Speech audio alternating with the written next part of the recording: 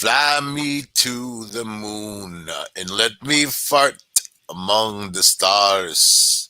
Let me fart among Venus and Uranus and your Mars. For all of you, I fart on you. For the rest of you, whatever, man. That's where I'm at right now. Feeling very stupid. You ever get to that feeling? You feeling stupid? Yeah, feeling stupid, man. When, you know, things become so heavy and they're pressing on you, especially when, like, you're worried about a loved one who's sick and dying, and you feel this just pushing pressure, man. And you realize that life has to go on. And the people who love you want to see you happy. They don't want to see you sad. They don't want to see you broken down. But it's an effect when you love someone, that's how you feel. So I look out there in the world. I try to look for love all these different places, and I just don't feel it in our society much of the time. I think people are very guarded and frightened in of themselves. It's kind of the thing that people look for the most is love. Everybody wants to be loved. You want to love. It's a beautiful feeling. But then much of the time, it's unobtainable for a lot of people because maybe the other person doesn't have it, it's not willing or whatever. You know, it's rare in our world that two people can come together and be in a constant state of love for the length of that relationship and die together. It happened for my Uncle Henry and Aunt Nornie. And they died 6 months apart from each other. She went and he went. They never had any kids, had a good life. He was a scientist, invented a lot of stuff, worked for a family company. They had a research and development company, chemical science, for a lot of years. I mean, dating back. I mean, this was my great uncle, my grandmother's brother, dating back way once when. They're all scientists. Interesting people. But I'll tell you, when it comes to unconditional love, I don't believe it exists. When it comes to, oh, I love you forever. Forever is a funny word. You think that it means pretty much an infinite time, forever, infinite. But really, forever is however long it lasts. Could be 2 weeks. I love you forever. I got that written to me in a Valentine's Day card. One of my exes, love you forever. By April 8th, things were done. that's, that's forever. So I start seeing things very plainly. That happened a long time ago for me. I was very young, as a matter of fact. The more you suffer when you're young, the more you don't feel safe, the more you feel like the people who should be protecting you instead are attacking you and hurting you or threatening you. Like you would think that a father or a grandfather figure, a step grandfather, whatever, would be these supportive people that would teach you things or whatever. Instead, they treat you like you're the enemy. You live a certain way and you grow up a certain way and you end up a certain way, you know, and it comes down to a two-way street. You either let it, conquer you or you conquer it and understand that life is about survival. And that's the red pill. If people ask me what's the red pill, it's very plain to me. You know, it's something that is just pure vision. You're seeing things how they are. You don't candy coat things, and you understand people enough to deal with them in daily life. It's an understanding. It's communication, understanding of communication, right? So, but then you look out into the world and things are so transparent to me. I mean, with this political mess and people battling it out, going back and forth, there's no surprises. There's nothing new under the sun. You got this George Floyd murder case going on. There was a lot of passion behind it, but it was uh, it was mainly politically driven by forces that were very powerful, especially in the media. You know, should the guy have died at the hands of a police officer? I'm gonna say it like this, man. This somebody comes from the streets. of Rockville Center. You know, the streets of Rockville Center. I referenced my town. One of my exes used to say, you know, oh, he's so tough. Rockville Center, the third highest zip code in the country. You know, like, but it was a town full of you know, real dudes, man. And if you're Irish, if you're Italian, if you're black, if you're whatever the hell you were, we all kind of mixed together and chilled out. There wasn't too much of a division. There was this one group from South Hempstead, which also went to our schools, and we called them Hempers. You know, they adopted the Confederate flag as their thing. They put it on their cars. They wore it on their jackets. You know, they said, "Whole South will rise again." This caused a lot of friction between the black people who mainly came from projects in the town, which were, you know, government built apartment units for affordable housing, hence the term project. And they would clash and have fights all the time. You know, in sixth grade, I was sent to an all black school in my town, which is over by the projects. And they took a whole bunch of white kids and put them into the black school and whatever.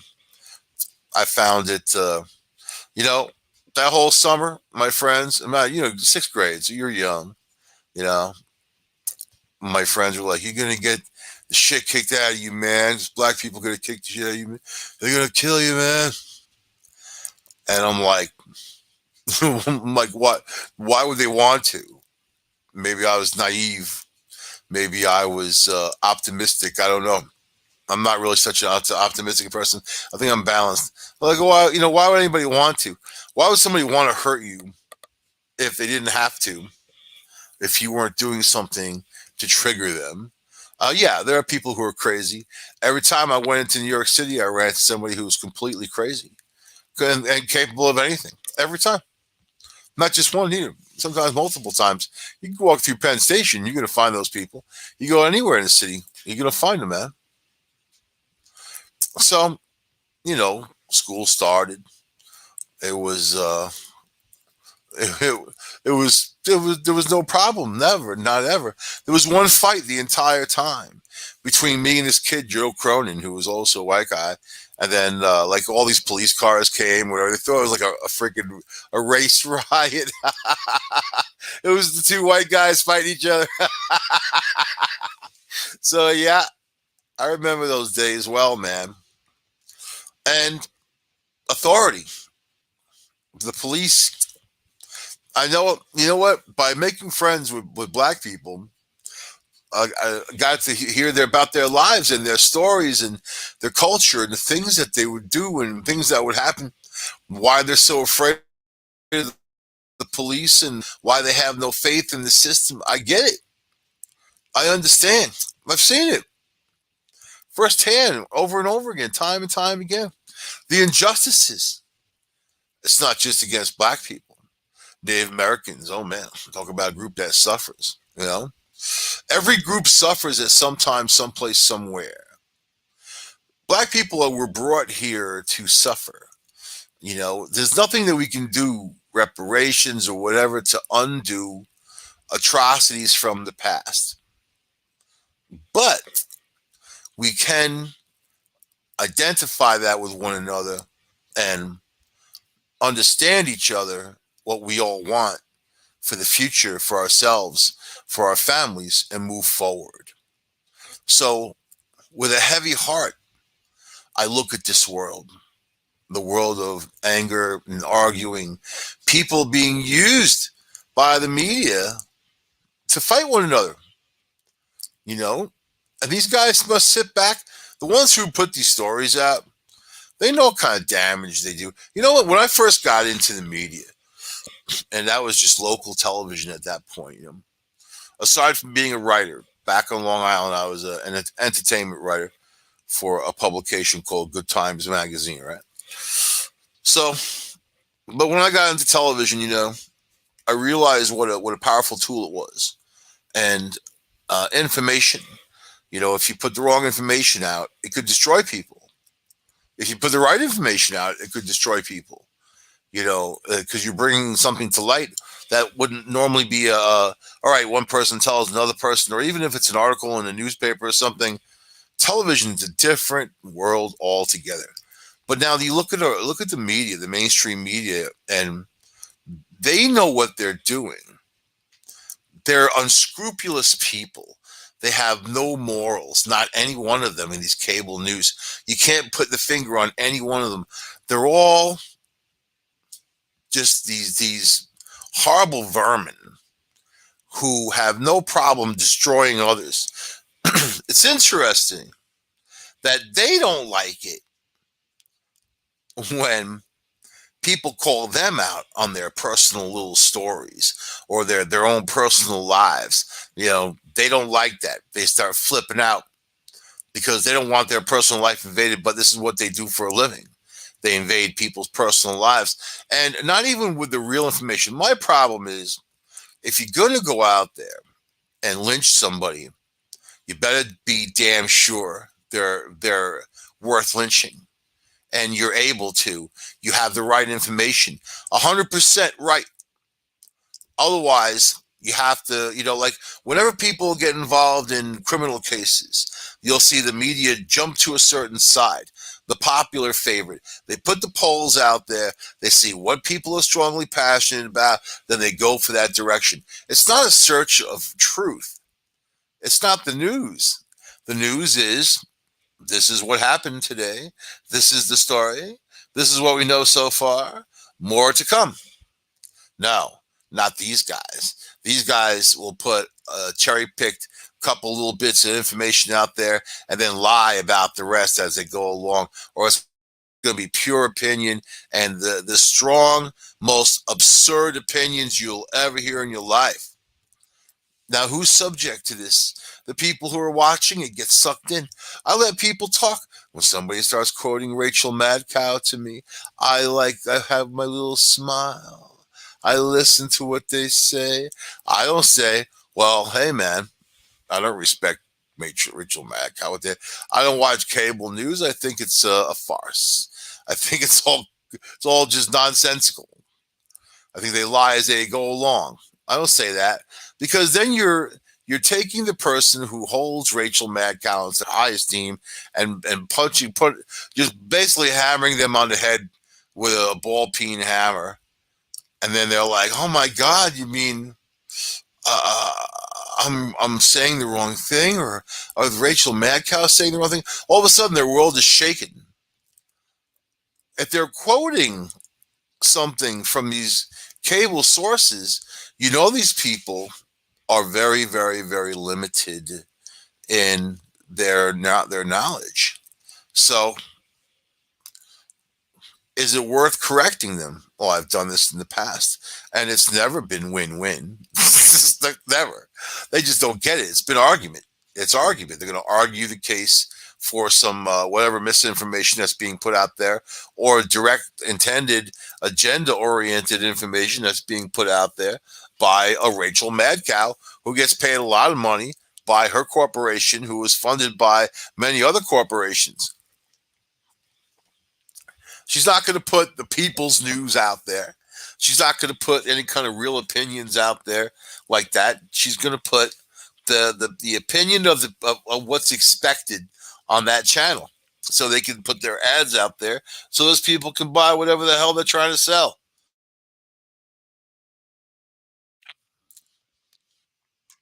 So when people quote it to me, or even worse, when people quote these news sources that have like freaking, I don't know what they're just like the worst, most obvious, ridiculous news sources. You may as well go tune into the Onion. If you know who that Babylon B is up, if you want to go in that direction, man, made up news. At least those guys are funny. Nah, I don't need to watch the news. I already know what's going on. I can close my eyes and know what's going on because it's human nature. The way of nature is unchanging. where people are being brought and led to a certain direction for a reason. When that reason is revealed, people are going to lose their stuff, man. And they're so deluded already. So look at this trial. It's George Floyd, man. I don't feel bad for the guy. I feel bad for the victims, his victims, the victims that of his hand. I feel bad if there's a whole string of them. The guy was in prison multiple times. This is the same guy who masterminded a robbery and assault on a pregnant woman, dressed up as people from the gas department, knocked on her door. He and these other guys that were with him went in there with a gun, a handgun, stuck in this woman's stomach and said, give me your money and your drugs or I'm going to kill you. They took her pharmaceuticals. They took her money. And then when she tried calling for help, one of the other guys beat the crap out of her, pistol whipped her, beat her up. I don't feel bad for this guy.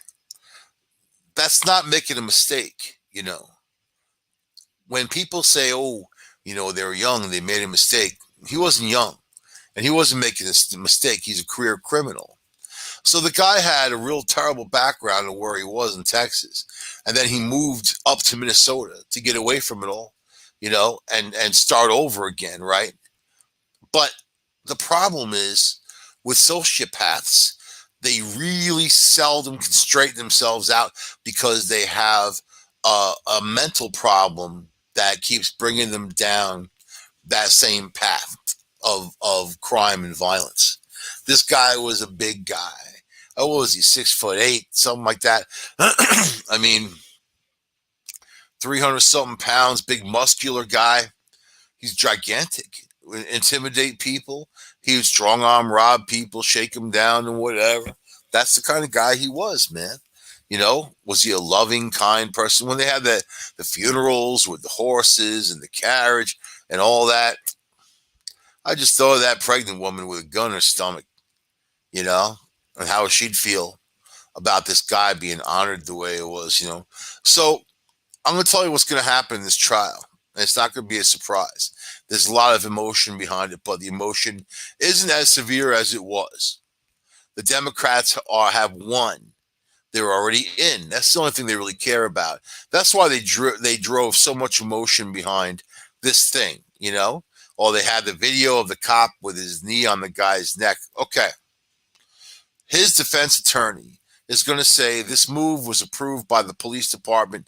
It was a move that was routinely done on people who are struggling to get up. They won't listen. They won't stay down. This guy was on all kinds of drugs. His girlfriend just came out in the trial saying he battled with drugs and opiates and he was a violent, terrible person, whatever. Yeah. No doubt. Still doesn't say why a cop should be able to execute somebody in the street. I'm along with that. I've had run-ins with police officers when I was at protests before. I've been hurt by police officers before, and I understand it's the individual. It's not every one of them, but there's a lot of problems with persecution of people by these police officers, especially when they gain that police culture and they cover for each other and you can't suss out the bad ones. It becomes a big problem. So this cop who killed this guy was on force for a long time. He's in, bad situations, bad neighborhoods. He definitely had an idea of what he was dealing with all the time. You show up, there's this guy, giant dude, out of control. You put him in cuffs. He's struggling. They at one point they had him in the car and they had to take him out of the car. And the guy was big dude. It took a whole bunch of them, 3 of them, to hold him down. So it's funny because the original video was just the cop's knee on the guy's neck, and the dude begging and whatever, and people are like, stop. Then you see the video from the other side.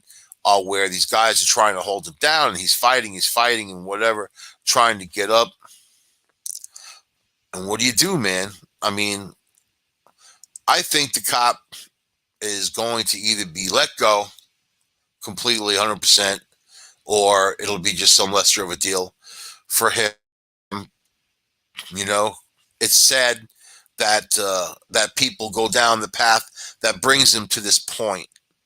You know, and that's really the gist of it, the right and wrong part of it. Yeah, no cop should be executing you in the street. You know, especially if you're just drunk and acting like an idiot and drugged up or whatever. They have to have better means and better ways and better training to deal with people like that. You know, if they're struggling and you know it doesn't turn incredibly violent, then that's a whole nother point too. You know, but it's a world of rules, and you go against the rules, and then things happen to you, and sometimes you die. You know, from your own doing, from the things that you initiated. You know, you get into a fight with someone. You know, you pick a fight with someone for no reason. You know, you attack that person, you go and try to injure them, they pull out a gun and shoot you dead. Is it that person's fault that you're dead? Or is it your fault that you're dead? You know, you put yourself on that path. I don't feel bad for people who do that.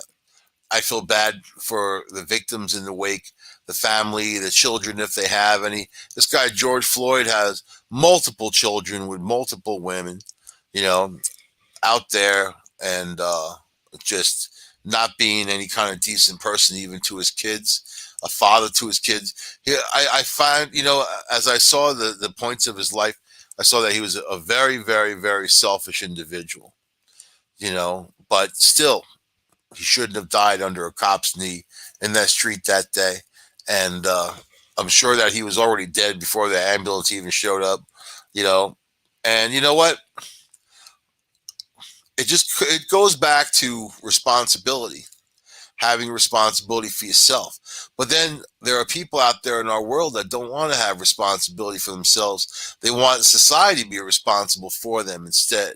You have a lot of young people today, these millennials, man, they've got that going on where they want society to be responsible instead. They want the government to be responsible and make the rules and do all that instead. So I think people, when I was young, were a lot more real, a lot tougher, had thicker skin. You know, we got through hard times, good times, and we knew when we were having a good time.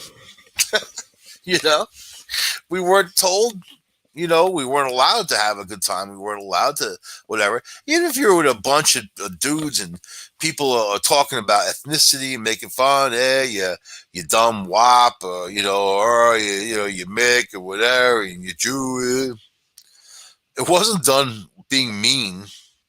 You know, it was just people being people, and it didn't matter what you were or what color you were. And this is Long Island, man.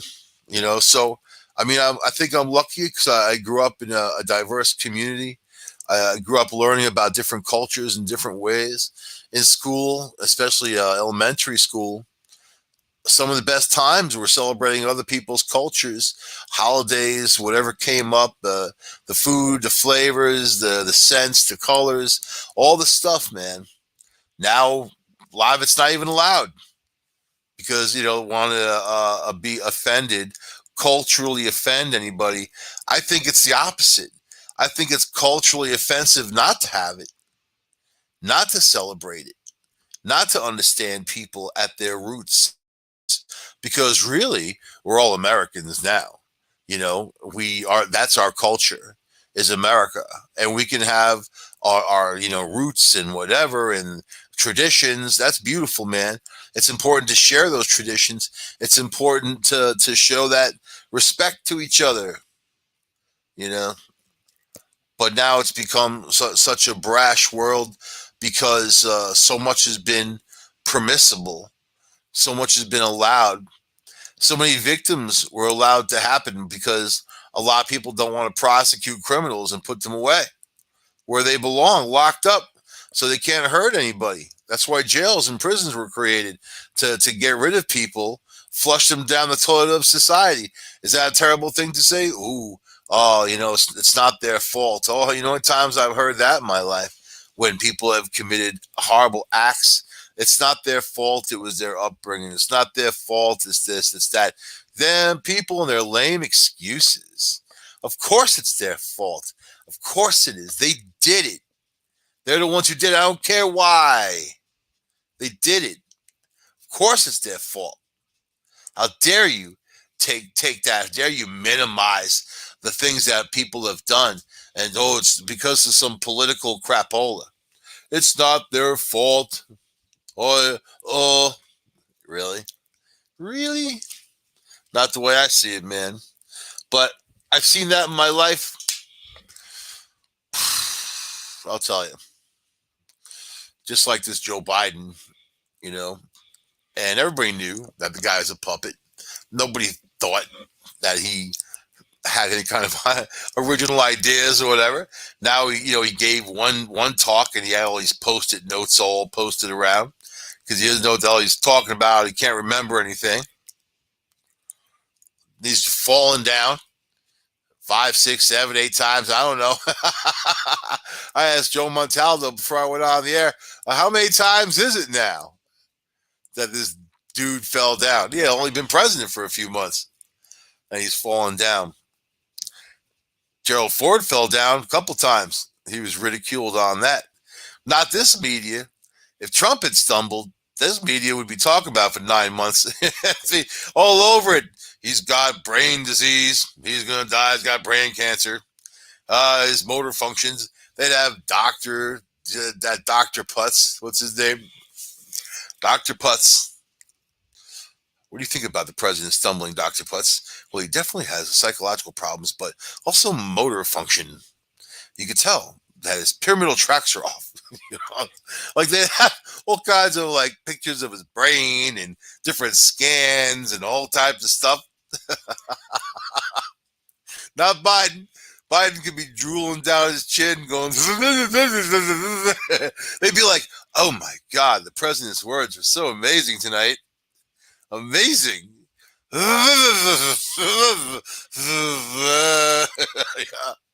Ooh, that end part was so amazing.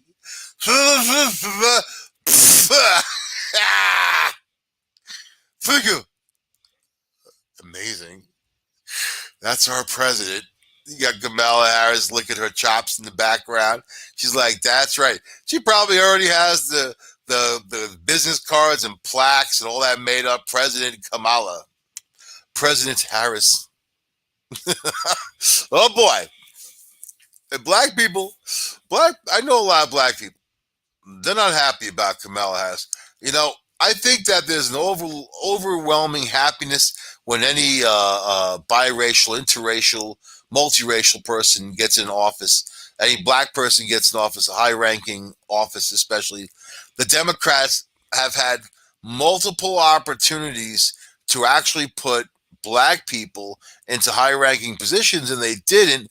They always kind of missed the mark. They, like Obama, his mother's white, his father's black. So what's wrong with taking someone who's 100% black American and putting them in as president or vice president or speaker of the House? We could have had a black speaker of the House. Nancy Pelosi didn't want it. She wanted to be speaker. She threatened this woman. She did all kinds of stuff. She had all kinds of dirt. There was no fight, no argument. Nancy Pelosi became the leader of this country effectively. I believe that this country is run by Nancy Pelosi and nobody else, and it's been like that way for a while. So, but the reality is, it's like those, all right, State Farm commercial. They got Jake from State Farm. Now, Jake used to be a little slouchy kind of white guy with his khakis. And the original commercial, I believe, was this guy talking on the phone at 3 o'clock in the morning, and this like angry, nasty wife comes stomping down. Who are you on the phone with? Some girl. And he's like, it's Jake from State Farm. And she's like, grabs the phone.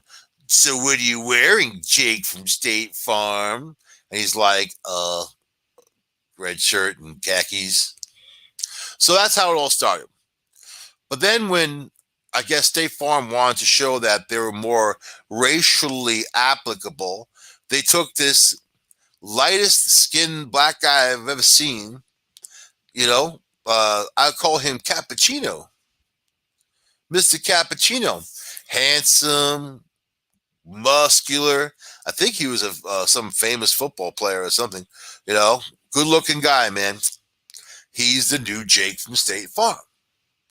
So, but if they were going to go that direction, and I'm thinking, how come they don't put a black guy on there if they want to be that racially applicable? You know, I think they're very obvious in their choices and what they say and do. I want to see a black guy on there. I want to see, I don't want to see Jake from State Farm. I want to see Jamal from State Farm. You know what I mean? I want to see that. Maybe some Samuel Jackson from State Farm. I'll take that. You know? I don't know, man. I just think that the whole thing is a poop sandwich because the media is driving everybody's hate and anger and frustrations. You know, the racism exists, institutional racism. They say systemic racism. Yeah, institutional racism exists. It always had. It always will until it is done away with. And you don't do away with it by, punishing white people for being white, because that's what's going on now. Coca-Cola, you know, be, try to be less white. Oh my God. Talk about a horrible racist thing to say. Imagine if you said that about black people. Try to be less black. I mean, or Asian. Try to be less yellow. How dare you? Try to be less red. I mean, what the hell's wrong with them? They're a corporation and they're getting involved in emotional politics, man. Just make your stupid soda and black, white, Asian, whatever the hell you are. If you want to buy it, buy it. You don't want to buy it, don't buy it. You want to put every all color drink in? Yeah, man. There, Michael Jackson was that Pepsi generation, Coke generation. I think he did both. One of those. It's poison. If you want to get technical, if you want to put a truth label on Coca-Cola or that type of stuff, I use it to get rid of the rust in my concrete outside. Like from rebar when it starts showing up in your concrete, Coca-Cola will whisk it right away like acid. It's good to wash down your battery too and get all that, except it's all syrupy and nasty. But to drink it, and it ain't what it used to be. Used to be so carbonated you couldn't even drink that stuff, man. It would like burn your throat. That's what was good about it. And then they took that carbonation away with this Coke they called New Coke because they wanted people to be able to drink it faster so they could drink more, and it became more of a marketing money thing rather than a consumer give people what they want thing. But once you engage in racism and whatever about the different products. Come on, man. You really want to talk about who represented Coke over the years? Child molesters and rapists, I mean, Bill Cosby. He was a big guy for Coke. He's sitting in prison now for dozens and dozens and dozens of rapes. You want to put that out there? You want to put that on your commercial? Hey, hey, hey. It's Bill Cosby, the rapist for Coca-Cola. You know what I mean? Or like Jello pudding. Oh, gotta get your Jello pudding. Don't fall asleep without having your Jello pudding. Eat just pudding, you'll sleep like a baby. Yeah. Michael Jackson raping little kids. Come on, man. These guys were well accused at that time. It's not like Coca-Cola didn't know about it. So, who are they really? Or are they trying to cash in on the bonanza of PC, right? It's politically correct to act a certain way now, be a certain way, or to finally denounce racism. It's politically correct. Are they denouncing racism? Are they? Or are they making it worse? Like the TV show MASH, right? Alan Alda. Love Alan Alda to death, man. I thought he was a great guy. He did this series where he would trek around the world too. That was fun. If you haven't checked that out, you should. He's a cool guy, naturally talented, very funny dude. In the TV show MASH, he played a doctor in a mobile army unit during the Korean War, right? And they call it meatball surgery, right? Soldiers come in all shot up. These guys would patch them up and send them back to the hospitals where further work can be done and they can heal. So and so, right? So, in one particular episode, MASH in the beginning was really funny, really cool, man. Really very not PC and just really, I don't know, enjoyable on every level, man. As time went on, it, they as their notoriety went through the roof, they started developing some kind of social conscience about themselves, the writers, right? And then they started doing this really wonky, weird stuff and mental stuff and whatever. And it got very PC and very extremist liberal. In one particular episode, there was it was a race about racism, right? And there was a guy there that was racist, a white guy, and they were trying to, turn him around and show him what the deal is. And, then at the end, there was this long excuse about, how plasma saved this guy's life. And then the doctor said, well, the guy who invented plasma was a black guy, and he died because he got refused, in a white hospital. Like he went to a white hospital and got refused. So, so he died. Then that's what was deep enough to make the guy cry and turn him around and see his the error of his ways as a racist and all that. That's all well and good. It's great, whatever. Generations of people had saw that show and figured that was a true story, and then they went to bed that night, understanding something about racism and how horrible that is. The guy invented plasma, but he himself couldn't be saved because he went to a white hospital and was turned away. Guess what? None of it happened. Yeah, the guy was black who invented plasma.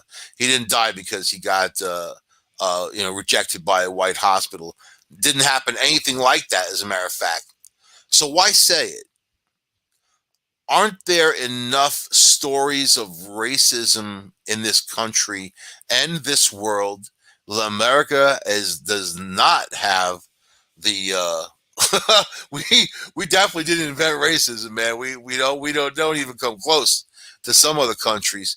But I will tell you, why make it up? Why push it to the point where you have to lie to prove a bigger point? Because there's plenty of stories to tell if you want to talk about racism. The Tuskegee Airmen, you can talk about that, experimenting on black people and, all kinds of stuff. I mean, we can go on and on and on. We could go on forever about that. But those are true stories, not a Hollywood story. What about Native Americans in the Trail of Tears and Sullivan's March around the Finger Lakes, slaughtering men, women, children, babies, slaughtering them? What about that? Nobody wants to talk about that on MASH. Can't share that story. There's plenty. But are we the same people as that today? Is the same thing going on in the U.S. today that happened back then? Sure, you have your ignorant people. Sure, you have those racists out there. But the good is overturning the bad, and we understand more about one another now than we ever did. So you can't let other people come in like the media and throw all those lies out there on others to make you hate even more. You have to go forward with each other. That's all you got. We have each other. And I'm not talking about each other in this country. I'm talking about each other in this world and understanding one another, that we all have something to gain from having good relationships with one another. No matter what color you are, no matter what religion you think you got, doesn't matter. It just matters that you're a decent person and you have kindness and love in your heart. That's all that matters. That's all that matters. If you wake up every day and you remember that and you have that kindness throughout the day, and then, at the end of the day, you might reflect and think, maybe I went wrong here, maybe, or I think about the good things that I did too. That's pretty cool, man. Think about the people's lives that you impact from those interactions, man. But it's about doing good for you, yourself, the pets in your life, the ones that we love, the ones who love us back. That's the important part. All the other stuff is made to rattle you and shake you and break you into pieces. All those other things are made to do it. There's a certain reason why those things exist. It's an evil within our world, and it's something that if we can conquer it, we'd all have better lives. So, at the end of the day, you are what you are, man. And you are what you do.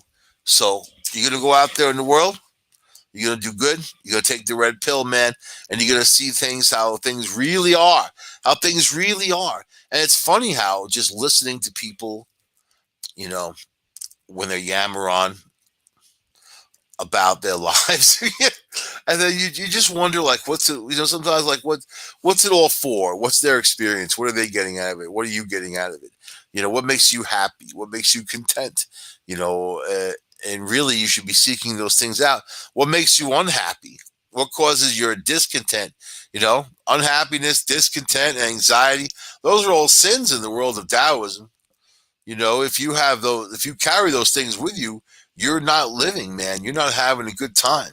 I know people who have anxiety all the time about everything, and I'm like, well, what's going to happen? Whatever happened is going to happen. It's inevitable. I mean, you can sort of steer life a certain way, but things still happen, right? Every event is inevitable in your life. So when things happen, you just deal with it. Be prepared as much as you can. Chance favors the prepared mind, you know. And when things happen, you just deal. That's all. You deal. And then inside of that, even if it's really bad and terrible, there's terrible things happening, you got to look for that silver lining. You got to look for something kind of good, something that you can get through it and learn something from that experience and go forward, and that which makes you a different person, which takes you down a different path. So I'll just leave that there on this show. Take the red pill, take the red pill, take the red pill. Don't be like Prince Harry, old blue pill. Blue pill. He's stuck, man. Wait till that guy wakes up. He's going to have a rude awakening like you wouldn't believe. And he's going to be like, oh my God. So hopefully someone's there to pick up the pieces. So anyways, I'm going to end the show here. This is me on the Red Pill News on United Public Radio Network, uprntalkradio.com, 107.5 New Orleans, 104.7 in Pass Christian, saying good night to you all.